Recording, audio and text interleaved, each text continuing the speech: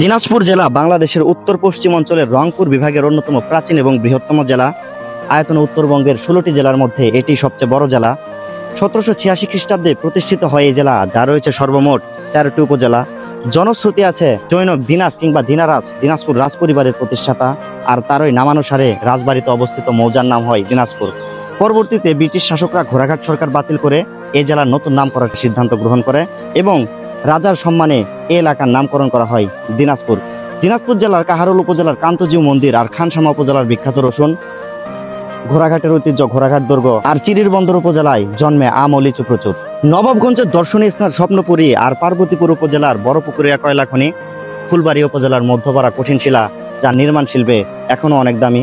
বিরামপুরের ঐতিহ্য চোর চক্রবর্তীর ঢিবি আর বিরল উপজেলার কৃষি নির্ভর অর্থনীতি, বীরগঞ্জের বিখ্যাত বীরগঞ্জ জাতীয় উদ্যান আর বুচাগঞ্জের সেতাবগঞ্জ সুগার মিল, হাকিমপুর উপজেলার বিখ্যাত হিলি সীমান্ত শূন্যরেখা, বাংলাদেশে ভারত সীমান্ত অবস্থিত।